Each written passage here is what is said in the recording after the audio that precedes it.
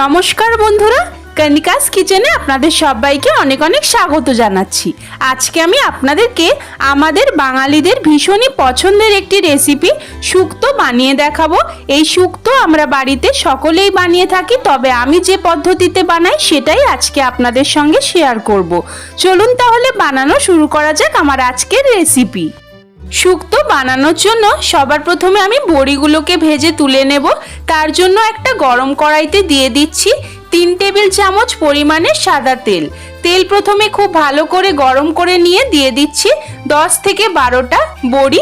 নেড়ে চেড়ে বড়িগুলোকে হালকা লালচে করে মিডিয়াম টু লো ফ্লেমে ভেজে নিয়েছি। এখন এগুলোকে একটা পাত্রের মধ্যে তুলে নিচ্ছি। এখন ওই একই তেলের মধ্যে আমি লম্বা করে কেটে নেওয়া উচ্ছে দিয়ে দিচ্ছি। উচ্ছেগুলোকেও নেড়ে চেড়ে মিডিয়াম টু লো ফ্লেমে একটু কড়া করে ভেজে নেব। উচ্ছে যতক্ষণ ভাজা হচ্ছে একটা মশলা তৈরি করব। মিক্সার গ্রাইন্ডার জারের মধ্যে দিয়ে দিয়েছি 2 চামচ পরিমাণে সর্ষে, 1 চামচ পরিমাণে রাঁধুনি এবং সামান্য পরিমাণে জল। এখন সমস্ত কিছুর একটা মিহি পেস্ট বানিয়ে নেব। মশলা আমার মিহি করে পেস্ট করে নেওয়া হয়ে গেছে বন্ধুরা। এবার এটাকে একটা সাইডে রেখে দিচ্ছি। ততক্ষণে আমার উচ্ছেও সুন্দর কড়া করে ভাজা হয়ে গেছে। এখন এগুলোকে একটা অন্য পাত্রের মধ্যে তুলে নিচ্ছি। এখন ওই একই তেলের মধ্যে আমি আলুগুলোকে ভেজে নেব। লম্বা করে কেটে নেওয়া আলুগুলোকে দিয়ে দিয়েছি 1/4 চা চামচ পরিমাণে হলুদ গুঁড়ো। এবার নেড়ে চেড়ে আলুগুলোকে হালকা করে ভেজে আমি তুলে নিচ্ছি। আলু ভাজা হয়ে গেলে ওই একই তেলের মধ্যে বেগুনগুলোকেও ভেজে নিচ্ছি। বেগুনও আমি লম্বা লম্বা করে কেটে নিয়েছি। প্রত্যেকটা সবজি কিন্তু একই রকম ভাবে কাটতে হবে, একটু লম্বা করে। বেগুনও আমার হালকা করে ভাজা হয়ে গেছে, এখন আমি তুলে নিচ্ছি। এবার আমি ওই একই তেলের মধ্যে কাঁচকলাগুলোকেও ভেজে নেব। কাঁচকলাও আমি লম্বা লম্বা করে কেটে নিয়েছি। ভালোভাবে নেড়ে চেড়ে কলাগুলোকেও হালকা করে ভেজে নেব। এর মধ্যে দিয়ে দিচ্ছি 1 চিমটে পরিমাণে লবণ এবং 1 চিমটে পরিমাণে হলুদ গুঁড়ো। নেড়ে চেড়ে ভালো করে কলাগুলোকেও হালকা করে ভেজে তুলে নেব।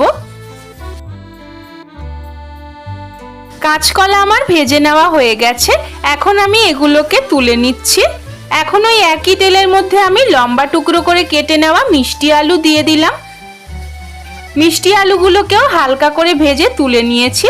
এখন দিয়ে দিচ্ছি লম্বা টুকরো করে কেটে রাখা পেঁপে দিয়ে নেড়ে চেড়ে পেঁপেগুলোকেও হালকা করে ভেজে তুলে নিতে হবে। পেঁপে আমার ভেজে নেওয়া হয়ে গেছে হালকা করে, এখন আমি তুলে নিচ্ছি। এবার আমি শিম ভেজে নেব। লম্বা টুকরো করে কেটে রাখা শিমগুলোকে দিয়ে আবারও নেড়ে চেড়ে শিমগুলোকেও হালকা করে ভেজে নেব। উচ্ছে ছাড়া প্রত্যেকটা সবজি কিন্তু একদম হালকা করেই ভেজে নিতে হবে। শিমও আমার হালকা করে ভাজা হয়ে গেছে, এখন তুলে নিয়েছি। এবার ওই একই তেলের মধ্যে ফোড়নে দিয়েছি কয়েকটা শুকনো লঙ্কা, 1 চা চামচ পরিমাণে 5 ফোড়ন এবং 2টো তেজপাতা। ফোড়নটাকে এখন নেড়ে চেড়ে ভালো করে একটু ভাজা হতে দেব। শুক্তো বানানোর জন্য কিন্তু গ্যাসের ফ্লেমটাকে শুরু থেকে শেষ পর্যন্ত মিডিয়াম টু লোতেই রাখতে হবে। ফোড়ন থেকে খুব সুন্দর গন্ধ বেরোতে শুরু করলে দিয়ে দিচ্ছি উচ্ছে এবং বেগুন ছাড়া অন্যান্য ভেজে তুলে রাখা সবজিগুলোকে। এরই সঙ্গে দিয়ে দিয়েছি লম্বা টুকরো করে কেটে রাখা সজনে ডাঁটা। এখন সমস্ত কিছু একটু নেড়ে চেড়ে দিয়ে দিচ্ছি স্বাদ অনুসারে লবণ আর 1/4 চা চামচ পরিমাণে হলুদ গুঁড়ো। 1/2 চা চামচ পরিমাণে দিয়ে দিয়েছি লঙ্কার গুঁড়ো। এখন সমস্ত কিছু ভালোভাবে মিশিয়ে নিচ্ছি। গ্যাসের ফ্লেম কিন্তু শুরু থেকে শেষ পর্যন্ত মিডিয়াম টু লোতেই রাখতে হবে। প্রায় 1 মিনিট মতন সমস্ত কিছু নেড়ে চেড়ে নেওয়ার পর দিয়ে দিচ্ছি বেশ খানিকটা পরিমাণে কড়াইশুঁটি দেওয়ার পর দিয়ে দিচ্ছি যে সর্ষে আর রাঁধুনি আমরা বেটে রেখেছিলাম সেটা। কড়াইশুঁটি দেওয়াটা কিন্তু সম্পূর্ণই অপশনাল, তবে দিলে কিন্তু শুক্তোতে খেতে ভীষণই ভালো লাগে।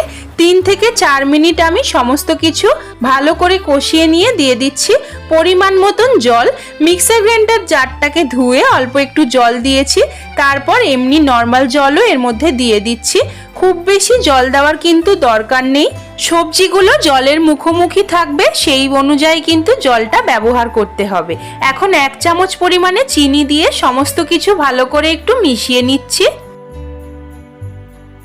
এরপর দিয়ে দিচ্ছি 1 বাটি পরিমাণে দুধ দিয়ে আবারও ভালো করে নেড়েচেড়ে সমস্ত কিছু একটু মিশিয়ে নিচ্ছি। গ্যাসের ফ্লেম কিন্তু মিডিয়াম টু লোতেই রয়েছে। এখন 15 মিনিটের জন্য ঢাকা দিয়ে শুক্তো আমি রান্না করে নেব। 15 মিনিট পর আমি ঢাকনাটা খুলে নিলাম। ঢাকনা খুলে ভালোভাবে সমস্ত কিছু একটু নেড়েচেড়ে নিচ্ছি।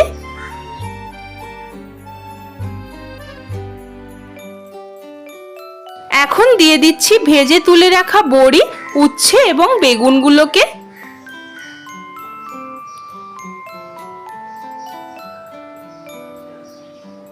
এবার আবারও সমস্ত কিছু আমি একটু নেড়েচেড়ে নিচ্ছি।